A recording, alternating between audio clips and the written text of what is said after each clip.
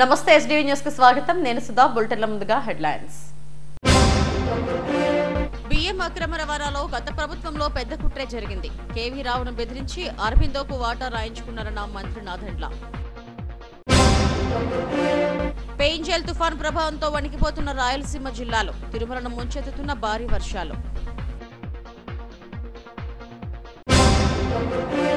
4 దశాబ్దాల పాటు రైతుల శ్రేయస్సే లక్ష్యంగా పనిచేసిన సంజీవరావు సేవలు అభినందనీయం. పదవి విరమణ సన్మాన సభలో వక్తలు వెల్లడి. పాత పెన్షన్ విధానానికి కట్టుబడి పనిచేస్తాం. గుర్తింపు ఎన్నికల్లో తమను ఆశీర్వదించాలన్న ఈస్ట్ కోస్ట్ రైల్వే మజ్దూర్ సంఘ డివిజనల్ అధ్యక్షుడు సంఘన్న, కార్యదర్శి డాక్టర్ రవికిరణ్లు. కాకినాడ పోర్టు నుంచి బియ్యం అక్రమ రవాణా కోసం గత ప్రభుత్వంలో పెద్ద కుట్రే జరిగిందని మంత్రి నాదెండ్ల మనోహర్ ఆరోపించారు. విజయవాడలో ఆయన మీడియాతో మాట్లాడారు. కేవీ రావును బెదిరించి కాకినాడ పోర్టును అరబిందో రియాల్టీకి కట్టుబెట్టిన తరువాత అక్కడి నుంచి పెద్ద ఎత్తున బియ్యం ఎగుమతి జరిగిందని చెప్పారు. గత 3 ఏళ్లలో 45,000 కోట్లు విలువైన బియ్యాన్ని కాకినాడ పోర్టు నుంచి తరలించారని అన్నారు. దీనిపై సమగ్ర విచారణ జరిపించి స్మగ్లింగ్ మాఫియాను అరికడతామన్నారు. రేషన్ బియ్యం కోసం ఏటా 12,800 కోట్లు ఖర్చవుతుందని, తమ ప్రభుత్వం వచ్చిన తర్వాత అక్రమ నిల్వలపై దాడులు చేస్తున్నట్టు చెప్పారు. కాకినాడలో జూన్ చివరిలో 13 గిడ్డింగుల్లో తనిఖీలు చేస్తామని, తాము పట్టుకున్న బియ్యంలో 25,000 టన్నుల రేషన్ బియ్యంగా గుర్తించినట్టు చెప్పారు. రేషన్ డోర్ డెలివరీ పేరుతో 9,000కు పైగా వ్యాన్లు కొని ఆ సరఫరా వ్యాన్ల ద్వారా రేషన్ బియ్యాన్ని సేకరించారని ఆరోపించారు. ఏ విధంగా గత 5 సంవత్సరాల్లో రాష్ట్రంలో స్వప్రయోజనాల కోసం చివరికి దేశ భద్రతను కూడా పక్కన పెట్టి ఏ విధంగా చలాయించారో వాటిని ఎక్స్పోజ్ చేయడం ఆ పర్యటన సందర్భంగా జరిగింది. సుమారు 12,800 కోట్ల రూపాయలతోటి బియ్యంని మనం అందిస్తున్నాం. కూటమి ప్రభుత్వం ఏర్పడిన తర్వాత ఒక మంత్రిగా నేను బాధ్యత తీసుకున్న మొదటి రోజే మొట్టమొదటి తనిఖీ నేను చేసింది మా తెనాలి నియోజకవర్గంలో పౌర సరఫరా శాఖ యొక్క గోడౌన్ని. ఈ 13 గోడౌన్స్లో ఆ రోజు జరిగిన తనిఖీల్లో 51,427 మెట్రిక్ టన్స్ బియ్యాన్ని ఆ రోజు సీజ్ చేయడం జరిగింది. ఎందుకు పదే పదే కాకినాడ పోర్టు గురించి, ఈ రైస్ స్మగ్లింగ్ గురించి ఎందుకు ఈ విధంగా మనం ఆందోళన చెందుతున్నాం? 5 సంవత్సరాల్లో ఎవరిని కూడా లోపలికి ప్రవేశించలేదు, అనుమతించలేదు. లోపల ఎటువంటి కార్యక్రమాలు జరుగుతున్నాయి, ఎటువంటి బోట్లు వస్తున్నాయి, ఎవరు అక్కడ అధికారులు ఉన్నారు, ఏ విధంగా ఈ కార్యక్రమాలు జరుగుతున్నాయి దానిపైన కనీసం ఒక్క మీడియా మిత్రులను కూడా లోపలికి ఆహ్వానించలేదు, అనుమతి ఇవ్వలేదు. డోర్ డెలివరీ చేస్తామనే ఒక అబద్ధపు ప్రచారంతో 9,260 వ్యాన్లు కొని రాష్ట్ర ఖజానాకి దాదాపు 1,600 కోట్ల రూపాయలు ఖర్చు అయ్యే విధంగా మొబైల్ డెలివరీ యూనిట్లు వ్యాన్లని వీళ్ళు రాష్ట్ర వ్యాప్తంగా ఒక నెట్వర్క్ ఏర్పాటు చేశారు. వినియోగదారులు ఎప్పుడు వచ్చినా వాళ్ళకి సరుకు అందించే విధంగా ఎన్నో సంవత్సరాలు జరుగుతున్న ఒక మంచి ప్రక్రియని వీళ్ళు పక్కదారి తీసుకెళ్ళి వాళ్ళ స్వలాభం కోసం ఈ వ్యాన్లు తీసుకొచ్చి ఈ వ్యాన్ల ద్వారా రాష్ట్ర వ్యాప్తంగా నెట్వర్క్ ఏర్పాటు చేసుకుని బియ్యం సేకరించడం మొదలుపెట్టారు. ప్రభుత్వానికి 43 రూపాయల 40 పైసలు ఖర్చు అయ్యే, ప్రతి కిలో ఖర్చు అయ్యే ఈ బియ్యాన్ని క్షేత్రస్థాయిలో వీళ్ళు 10 రూపాయలకే తీసుకుని వెళ్ళిపోవడం. చాలా చోట్ల మీరు సరైన సమయానికి రాలేదు, వ్యాన్ వెళ్ళిపోయింది కాబట్టి మీకు సరుకు ఇవ్వమని చెప్పడం. ఎంఎల్ఎస్ పాయింట్ల దగ్గర నుంచి కూడా గోతాలు తీసుకుపోయే సందర్భాలు ఎన్నో ఉన్నాయి. అది చాలా స్పష్టంగా మనకి ఆధారాలు కూడా దొరికినాయి. చిత్తూరు నుంచి, శ్రీకాకుళం నుంచి నేషనల్ హైవే మీద నేరుగా కాకినాడకి ఎక్కువ శాతం ఈ బియ్యం తరలించే విధంగా ఒక పకడ్బందీ కాన్స్పిరసీ చేసి వీళ్ళు చేశారు. ఆంధ్రప్రదేశ్ తీరంలో ఏ పోర్టుకి లేని విధంగా కాకినాడ పోర్టులో రైస్ ఎగుమతి జరిగింది. కాకినాడలో రైస్ ఎగుమతి విలువ ఈ 3 సంవత్సరాల్లో 48,537 కోట్ల రూపాయలు. ఈ విధంగా ప్రజలకు సంబంధించిన ఆస్తిని పూర్తి స్థాయిలో ఒక కాన్స్పిరసీ వీళ్ళు తయారు చేసుకుని దుర్వినియోగం చేసి రాష్ట్రానికి నష్టం కలిగిస్తుంటే ఇదేమైనా ఒక వ్యక్తిపైన మేము కక్ష కట్టామా? ఒక కుటుంబానికే మేము పరిమితం అయ్యామా? సో దీని వెనక ఎవరున్నారు?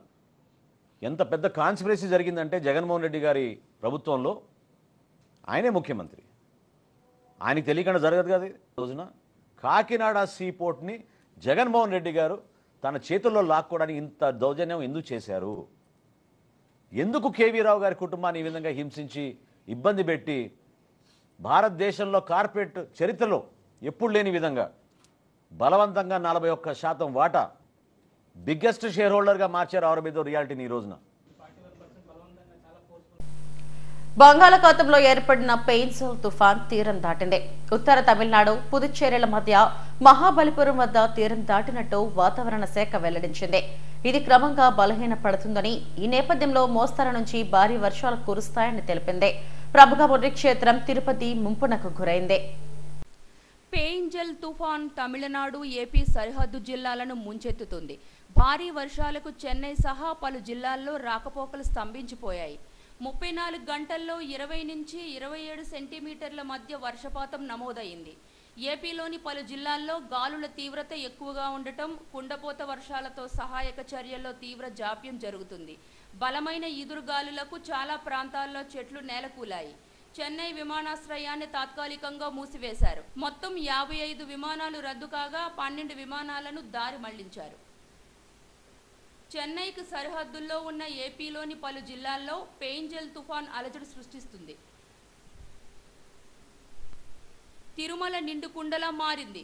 2 రోజులుగా కురుస్తున్న వర్షాలతో 5 ప్రధాన జలాశయాలు దాదాపు పూర్తిగా నిండిపోయాయి.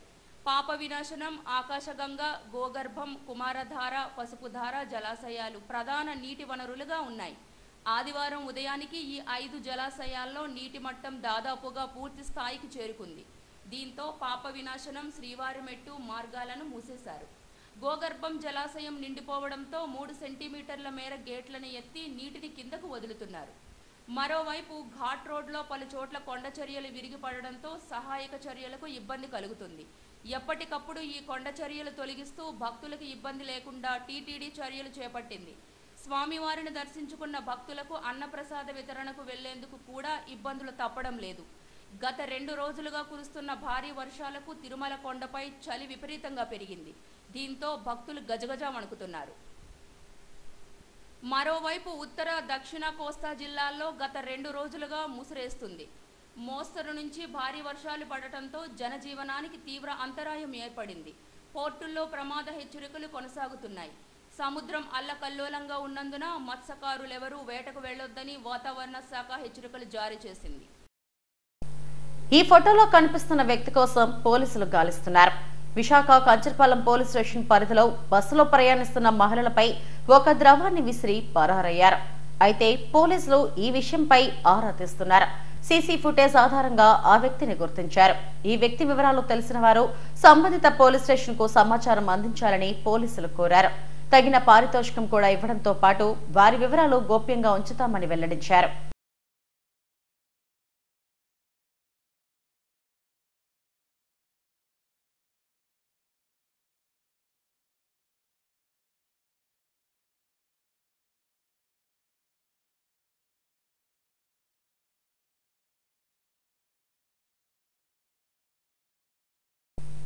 వ్యవసాయ శాఖలో 4 దశాబ్దాలకు పైగా విస్తరణాధికారిగా పనిచేసి అన్నదాతలకు సేవ చేయడం అభినందనీయమని అనకాపల్లి జిల్లా వ్యవసాయ అధికారి మోహనరావు అన్నారు.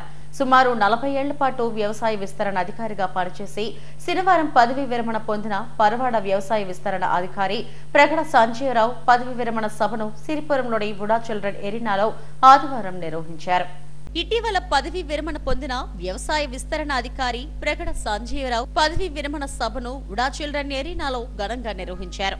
రాష్ట్ర వ్యవసాయ విస్తరణ అధికారుల సంఘం అధ్యక్షుడు డిబి వేణుమాధవరావు ఈ సభకు అధ్యక్షత వహించారు. ఈ సందర్భంగా అనకాపల్లి జిల్లా వ్యవసాయ అధికారి మోహనరావు మాట్లాడారు. సంజయరావు తన 40 ఏళ్ల పదవీ కాలంలో రైతులకు ఎనలేని సేవలు అందించారని తెలిపారు. ఆయన్ను ఆదర్శంగా తీసుకుని ప్రస్తుత సిబ్బంది పనిచేయాలని సూచించారు. సంజీవరావు అటు ఉద్యోగంతో పాటు అధికారుల సంఘంలో కూడా పలు పదవులు నిర్వహించి సంఘానికి వన్నె తెచ్చారని రాష్ట్ర అధ్యక్షుడు డివి వేణుమాధవరావు అన్నారు. వ్యవసాయ శాఖలో విస్తరణ అధికారిగా జాయిన్ అయి అదే పోస్టులో పదవీ విరమణ పొందడం బాధ కలిగిస్తుందన్నారు. ఈ సందర్భంగా సంజీవరావు దంపతులను ఘనంగా సత్కరించారు. తమకు జరిగిన సన్మానానికి దంపతులు కృతజ్ఞతలు తెలిపారు. రాష్ట్ర అసోసియేషన్ వైస్ ప్రెసిడెంట్ విజయప్రసాద్ గారు, అలాగే వ్యవసాయ అధికారుల సంఘం తరఫున వ్యవసాయ అధికారులు ఈఏఓ గారి ఆధ్వర్యంలో సంజయ్ గారికి సన్మానం చేయడం జరుగుతుంది.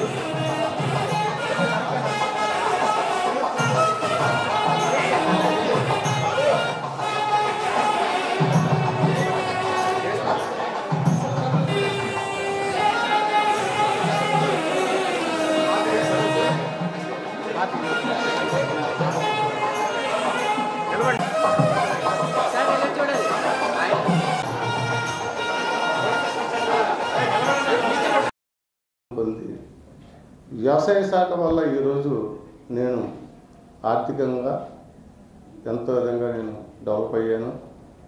చాలామంది నేను కామర్స్లో నేను గోల్డ్ మెడలిస్ట్, నాకు బిజినెస్ అంటే చాలా ఇంట్రెస్ట్. ఆ ఇష్యూలో కూడా నేను బిజినెస్ కూడా నేను అసలు ఎవరైనా ఉద్యోగస్తులు వ్యాపారం చేయకూడదు కాబట్టి మా మిసెస్ని మాకు మ్యారేజ్ అయినప్పుడు మా ఆవిడ వయసు 12 సంవత్సరాలు, బాల్య వివాహం. ఇప్పుడైతే అరెస్ట్ చేయొచ్చు, అప్పుడు అవకాశం లేదు. కుటుంబ పరంగా అన్నీ కూడా ఆటోమేటిక్గా సమకూర్చుకొని ఒక కంప్లీట్ మ్యాన్గా ఈరోజు మన ముందు ఒక పదవి చేస్తూ శేష జీవితం కూడా హ్యాపీగా గడిపేదానికి కూడా ప్లాన్ చేసుకొని ఉండడం వల్ల, కాబట్టి అటువంటి వ్యక్తికి ఒక స్నేహితుడిగా ప్లస్ ఒక కుటుంబ సభ్యులుగా కూడా అందరికీ కూడా నా నమస్కారాలు తెలియజేసుకుంటున్నాను. ఈ పల్వాడ మండలంలో నేను వర్క్ చేస్తున్నప్పుడు 2014లో వారు ట్రాన్స్ఫర్ అయి రావడం జరిగింది. వారితో అప్పటి నుంచి కూడా మంచి మిత్రులు, అన్ని విషయాల్లో కూడా నాకు షేర్ చేయడం, మాట్లాడుతుండడం జరుగుతుంటుంది. మరి ఈరోజు ఇంత రాష్ట్ర స్థాయిలో కానీ వ్యవసాయ అధికారులు కానీ వచ్చి అభినందిస్తున్నారంటే ఆయన మా సంఘం నుంచి మా నుంచి వెళ్ళిపోవడం అనేది ఒక బాధగానే కొంత అనిపించిన, మున్ముందు వారు ఇంకా ఉన్నత శిఖరాలకు వెళ్తున్నారనే విషయం సంతోషాన్ని కూడా కలిగిస్తుంది. అయితే మాకొక ఈ సందర్భం అంటే నేను రిటైర్ ఇప్పటికీ 11వ సంవత్సరం అయిపోయింది. మరి ఈ వేదికలు ఎన్నో ఉన్నా కూడా మా మిత్రులు ఎక్కడ రిటైర్ అయినా కూడా, ఇంతకుముందు సింహాచలం గారు రిటైర్ అయినా కూడా, అంతకుముందు బాలకృష్ణ గారు విజయవాడలో రిటైర్ అయినా కూడా, నేను సెక్రటరీగా ఉండడం వల్ల, అంటే ఆంధ్రాకి సెక్రటరీ అనేది ముందు నుంచి ఉన్నది. ప్రెసిడెంట్లు అబుల్ హసన్ గారు కానివ్వండి, ఫాదర్ హుస్సేన్ గారు కానివ్వండి, దామోదర్ రెడ్డి గారు కానివ్వండి, చివరిగా మా వీరారెడ్డి గారు, నేను చాలా కాలం, ముఖ్యంగా మేము ఎలా ఉన్నామంటే ఒక ఫ్యామిలీ మెంబర్స్గా చేసాం, ఏదో సెక్రటరీ ప్రెసిడెంట్గా చేయాలి. ఇప్పటికి కూడా మా ఫ్యామిలీ వాళ్ళ ఫ్యామిలీ అందరూ కలిసి తిరిగి ప్రదేశాలు కూడా ఉన్నాయన్నమాట. అయితే ఈ సమయంలో సంజీవరావు గారు ఈ నిర్లిప్తమైపోయినట్టు అసలు పనిచేయనటువంటి విశాఖపట్నం జిల్లాలో సంజీవరావు గారి ప్రవేశము ఒక దిక్సూచి. అప్పటి నుంచే విశాఖపట్నం జిల్లాకు ఇది ఏదో ప్రొఫెషనల్గా ఏదో ఆనవాయితీగా జరగాల్సిన రిటైర్మెంటే కానీ అతనికి ఎప్పుడు రిటైర్మెంట్ ఉండదు. అతనే ఫ్యూచర్లో మమ్మల్ని రిటైర్ చేయాలి కానీ అతనికి మాత్రం ఎప్పుడు రిటైర్మెంట్ ఉండదు. ఇంకా మేము ఎప్పుడు అతనికన్నా పనిచేస్తూనే ఉంటాము.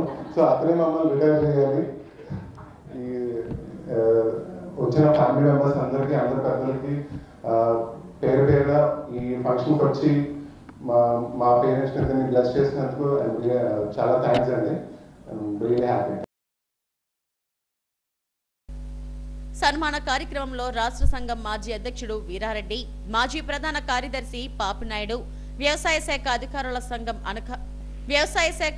సంఘం అనకాపల్లి జిల్లా అధ్యక్ష కార్యదర్శులు రవీంద్రనాథ్, సత్యనారాయణ, విశాఖ జిల్లా కార్యదర్శి నాయక్, రాష్ట్ర ఉపాధ్యక్షులు విఏ ప్రసాద్ తదితరులు పాల్గొన్నారు. క్రెడై విశాఖ చాప్టర్ ఆధ్వర్యంలో నిర్వహిస్తున్న ప్రాపర్టీ ఎక్స్పోకు అనూహ్య స్పందన లభించింది. బీచ్ రోడ్లోని గాదిరాజు ప్యాలెస్ వేదికగా నిర్వహిస్తున్న ఎక్స్పోలో 71 మంది రియల్టర్లు, బిల్డర్లు స్టాల్స్ ఏర్పాటు చేశారు. సొంతింటి కలను నిజం చేసుకోవాలనుకునే వారికి క్రెడై ప్రాపర్టీ ఎక్స్పో చక్కని వేదికగా నిలుస్తోంది. క్రెడై విశాఖ చాప్టర్ 10వ ప్రాపర్టీ ఎక్స్పో బీచ్ రోడ్లోని గాదిరాజు ప్యాలెస్లో 3 రోజుల పాటు నిర్వహించారు. 3వ రోజు కూడా అనూహ్య స్పందన లభించింది.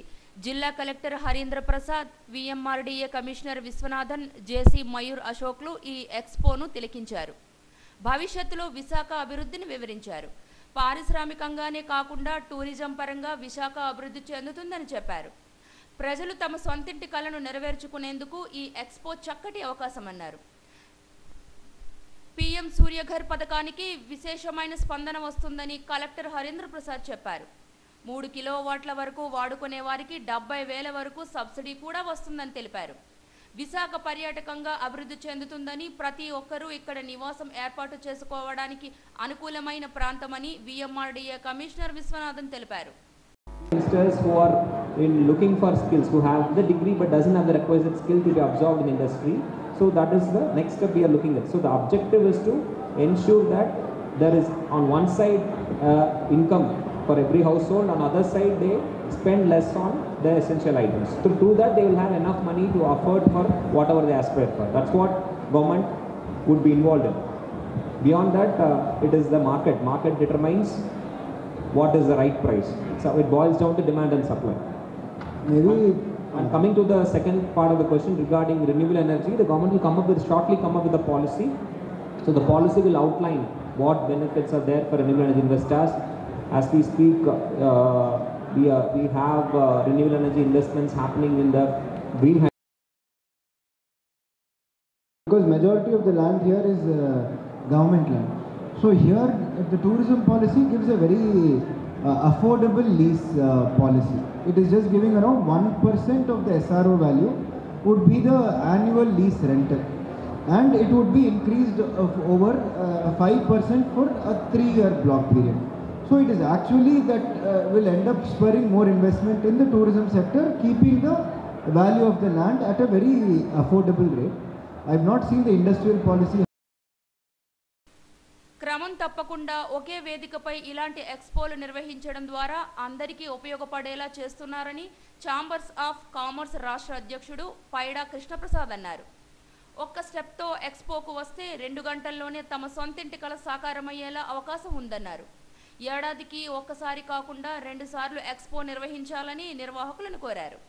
క్రెడై ప్రాపర్టీ ఎక్స్పోలో లేఅవుట్ ప్లాట్స్తో పాటు ఇళ్లకు వాడే మెటీరియల్ స్టాల్స్ను కూడా అందుబాటులో ఉంచామని నిర్వాహకులు తెలిపారు.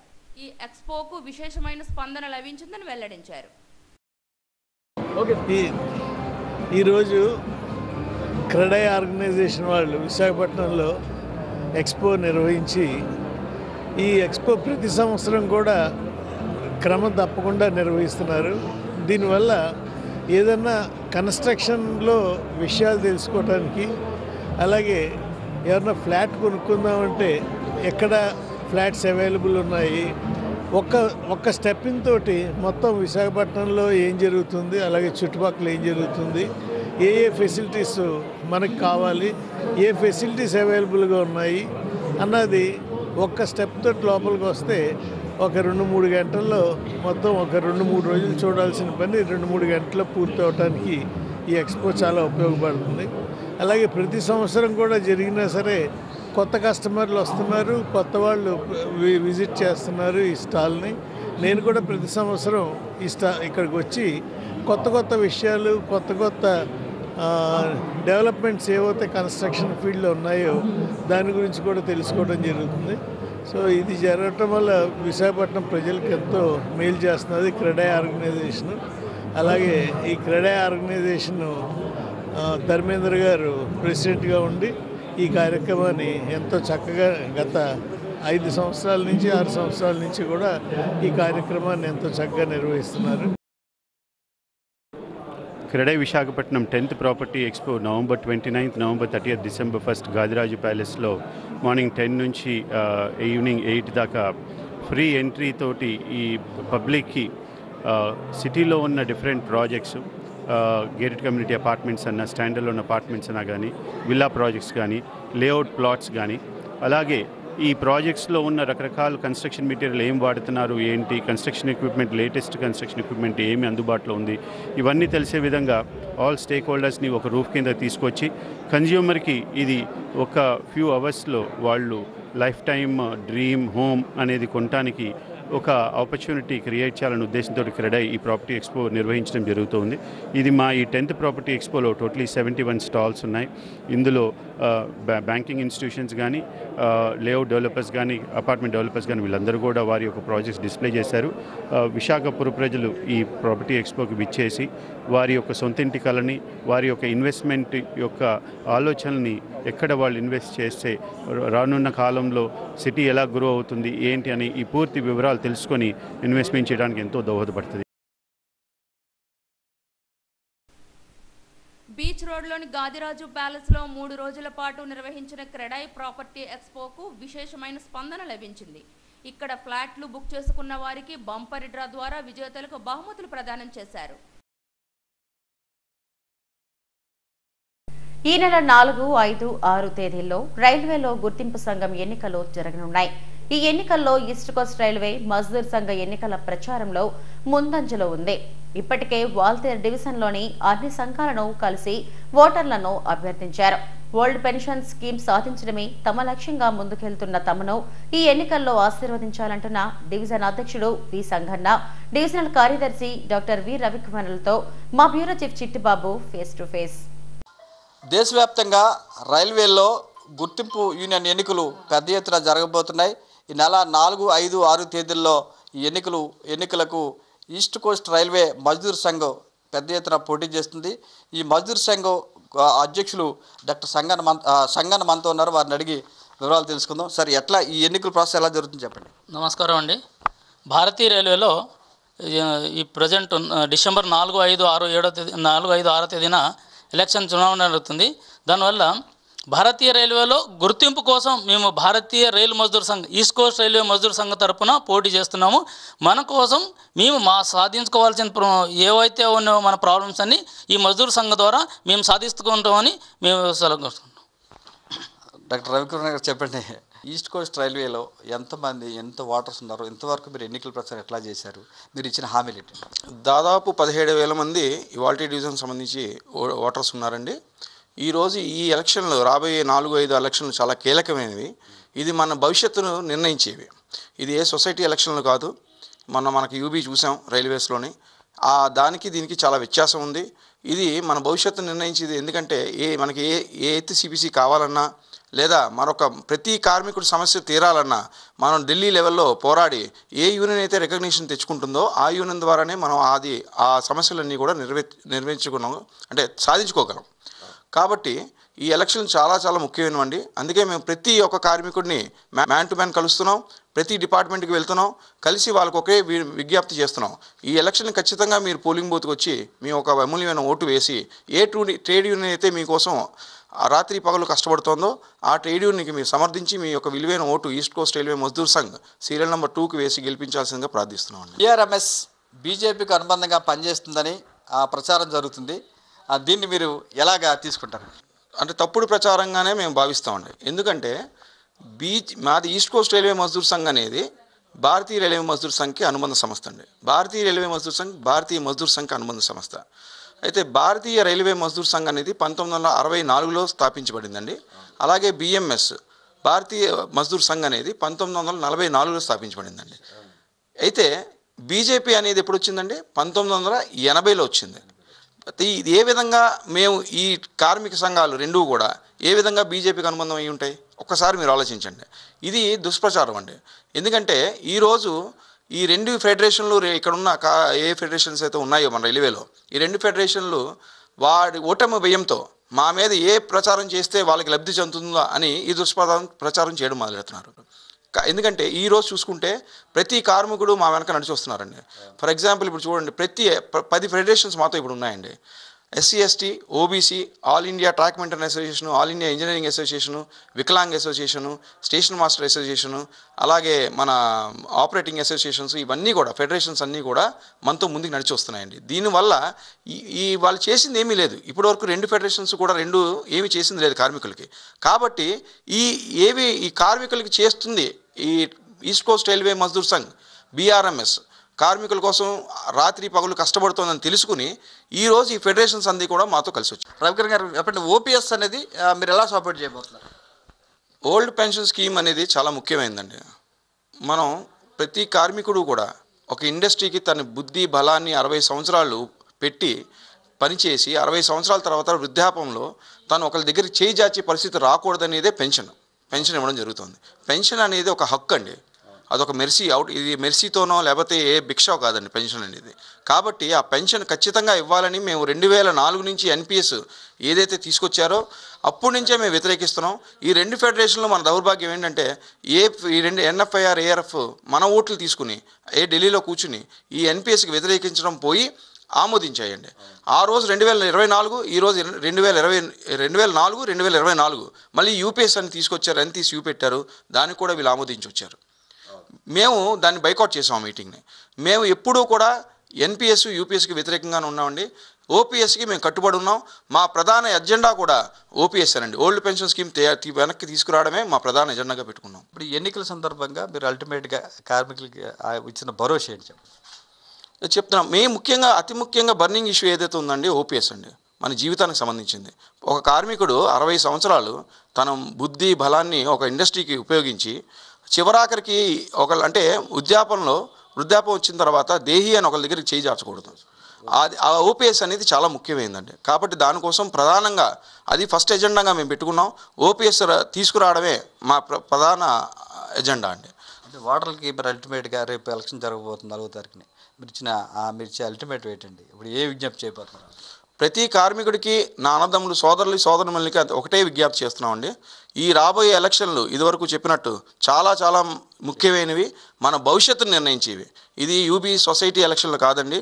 కాబట్టి మీరు దయించి పోలింగ్ బూత్కి వచ్చి మీకోసం ఏది ట్రేడ్ యూనియన్ అయితే ఇన్నాళ్ళు కృషి చేస్తుందో ఒక రిజిస్టర్డ్ బాడీ అయ్యుండి east Coast Railway Mazdoor Sangh ఇప్పుడు నేను చెప్పినట్టు ఈ ప్రతి NPS కోసం UPS కోసం ముందు నుంచి కూడా వ్యతిరేకిస్తూ వచ్చినాం. అలాగే ఈ OPS అనేది ఖచ్చితంగా దాన్ని పోరాడి తీసుకొస్తామని మేము హామీ ఇస్తున్నాం. కాబట్టి మీరు ఇది గుర్తించి మన భవిష్యత్తు కోసం మీరందరూ కూడా మాతో నిలబడి ఈ రాబోయే ఎన్నికల్లో మమ్మల్ని గెలిపిస్తారని కోరుతున్నాం. ఈ నెల 4, 5, 6 తేదీలో జరిగే ఎన్నికల్లో తమకు మద్దతు ఇవ్వడం ద్వారా భవిష్యత్తును కార్మికులు ఏర్పరచుకోవాలని BRMS నాయకులు చెప్తున్నారు. కెమెరామెన్ శ్రీనివాస్తో చిట్టుబాబు SDV విశాఖ నుంచి. ప్రపంచ ఎయిడ్స్ దినోత్సవం సందర్భంగా కంచరపాలెంలోని డాక్టర్ కూటికుప్పల సూర్యారావు జనరల్ హాస్పిటల్లో highly active anti retroviral therapy సదస్సు నిర్వహించారు. ప్రముఖ వైద్య నిపుణులు పద్మశ్రీ డాక్టర్ కూటికుప్పల సూర్యారావు సదస్సును ప్రారంభించారు. ఎయిడ్స్ నివారణ, ఈ వ్యాధిలో వస్తున్న మార్పులను వివరించారు. ప్రపంచంలో 39.5 మిలియన్లు, దేశంలో 2.9 మిలియన్లు, ఆంధ్రప్రదేశ్లో 4 లక్షల మంది ఎయిడ్స్ వ్యాధిగ్రస్తులు ఉన్నారని చెప్పారు. ఏపీలో ART మందులు కేవలం 2 లక్షల మందికి అందిస్తున్నారని, మిగతా 2 లక్షల మందికి అందడం లేదని చెప్పారు. ప్రతి 7గురిలో ఒకరికి ఎయిడ్స్ ఉందనే విషయాన్ని అంతర్జాతీయ అధ్యయన సంస్థలే చెబుతున్నాయని వెల్లడించారు.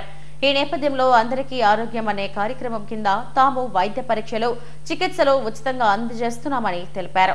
ఈ సందర్భంగా ప్రజలకు మెడికవర్ ఆసుపత్రి సహకారంతో వైద్య పరీక్షలు నిర్వహించారు. అవసరమైన వారికి మందులు, పౌష్టికాహార కిట్లు అందజేశారు. ప్రజల ఆరోగ్య సమస్యలపై అనేక ప్రశ్నలకు వైద్య ప్రముఖులు సమాధానమిచ్చారు.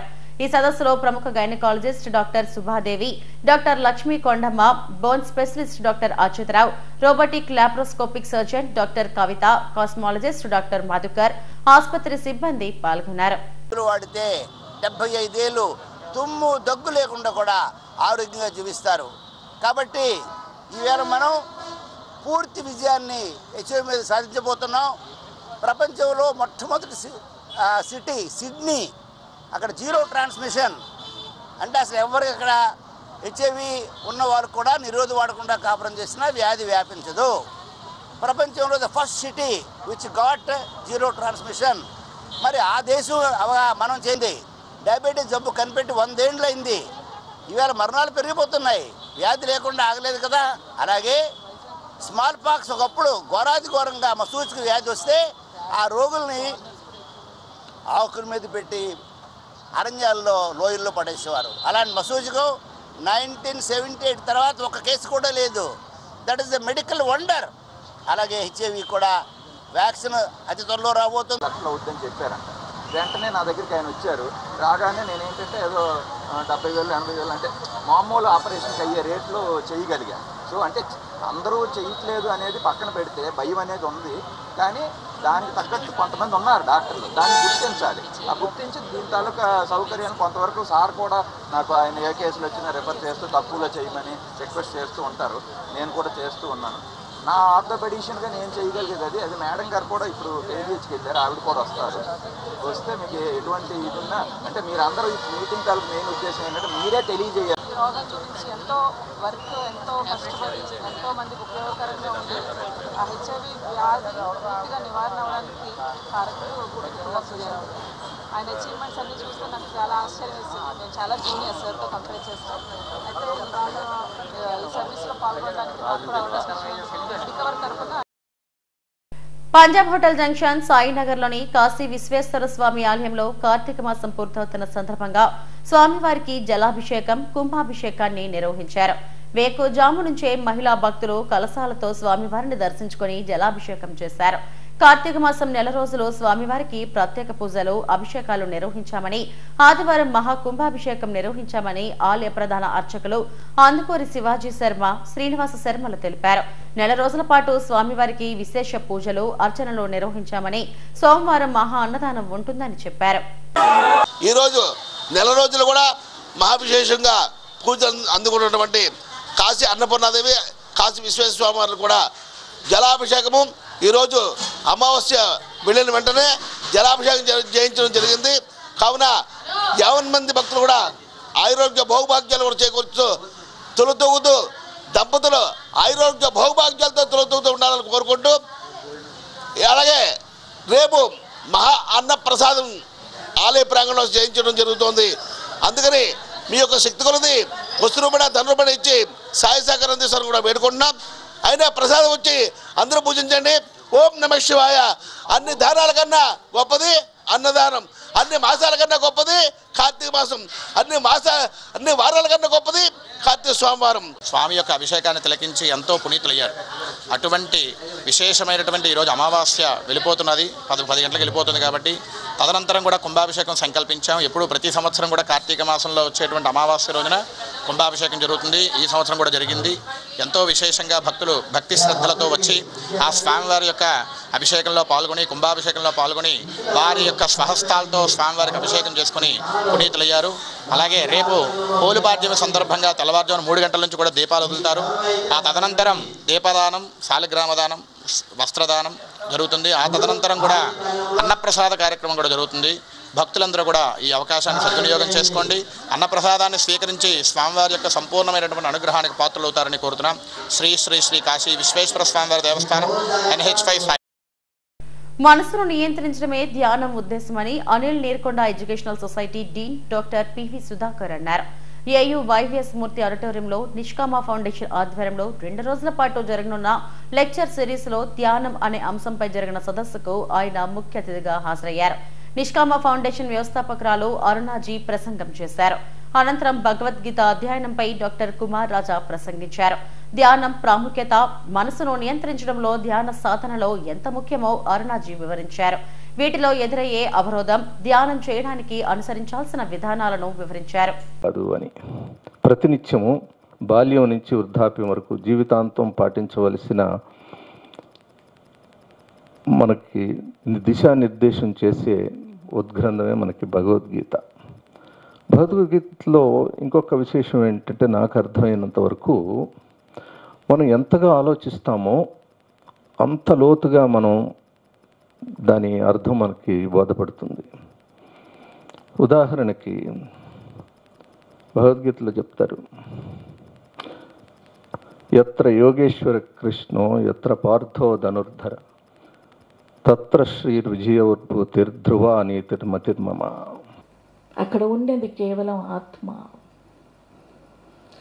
అయితే శాస్త్రం ఏమంటుందంటే నేనెవరు అంటే నువ్వు ఆత్మ అంటుంది శాస్త్రం. నువ్వు ఆత్మ, నేను ఆత్మనా? కరెక్ట్. మరి ఈ శరీరం, ఈ మనస్సు, ఈ బుద్ధి నువ్వు కాదు.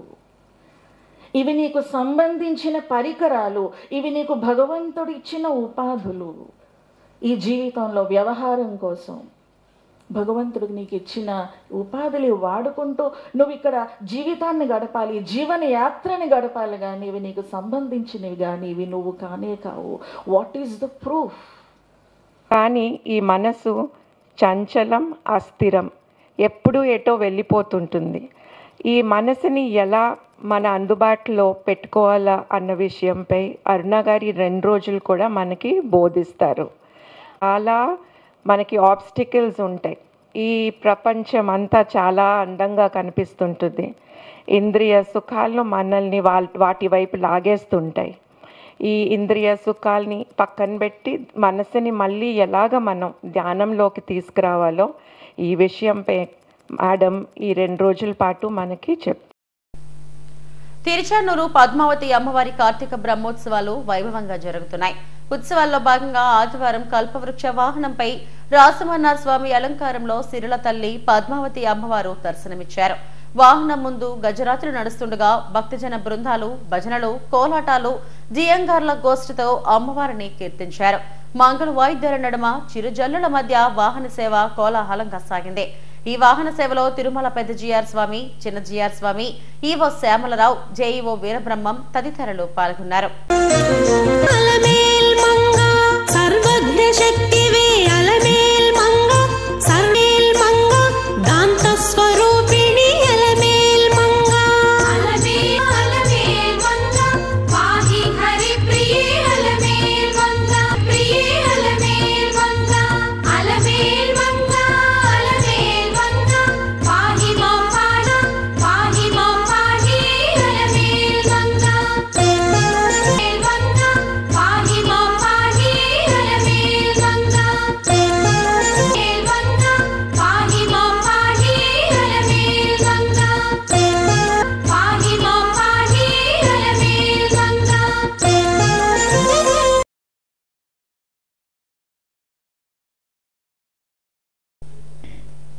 జగన్నాథ క్రియేషన్స్ బ్యానర్ పై నిర్మితమైన Yadavude Madhavudu all rounder cinema unit Chitralaya INOX లో సందడి చేసింది.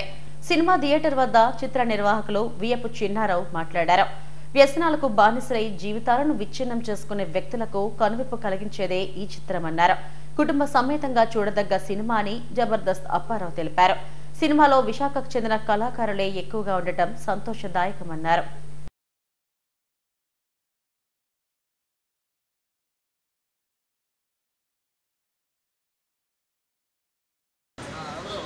నమస్తే అండి, నా పేరు గీతా ప్రసాద్. యాదవుడే మాధవుడు ట్యాగ్లైన్ ఆల్రౌండర్కి director, editing and screenplay అంతా కూడా నేనే చేశాను.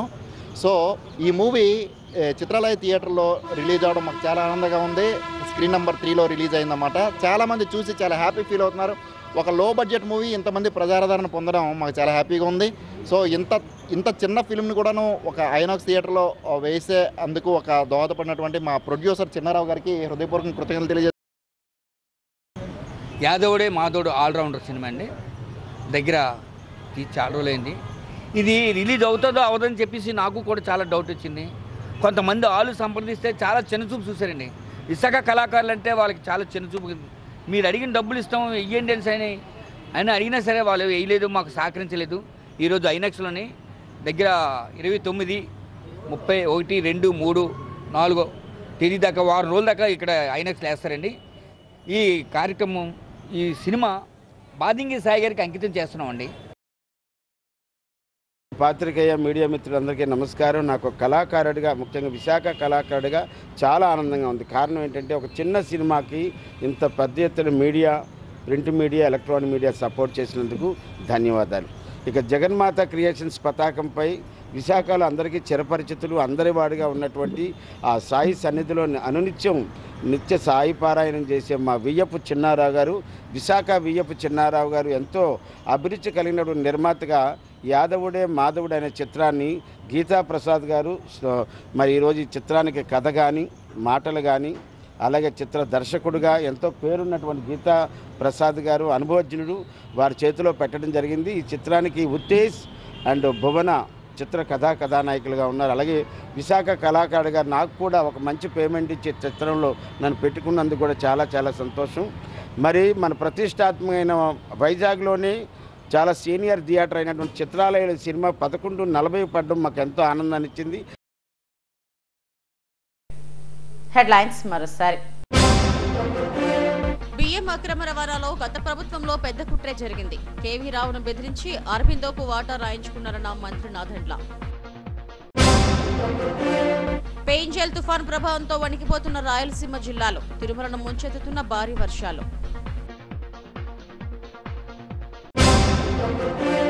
4 దశాబ్దాల పాటు రైతుల శ్రేయస్సే లక్ష్యంగా పనిచేసిన సంజీవరావు సేవలు అభినందనీయం. పదవి విరమణ సన్మాన సభలో వక్తలు వెల్లడి. పాత పెన్షన్ విధానానికి కట్టుబడి పనిచేస్తాం. గుర్తింపు ఎన్నికల్లో తమను ఆశీర్వదించాలన్న ఈస్ట్ కోస్ట్ రైల్వే మజ్దూర్ సంఘ డివిజనల్ అధ్యక్షుడు సంఘన్న, కార్యదర్శి డాక్టర్ రవికిరణ్లు. ఇవి ఇప్పటి వరకు నా బులెటిన్ అప్డేట్స్. మరిన్ని వార్తా విశేషాల కోసం చూస్తూనే ఉండండి. నమస్తే.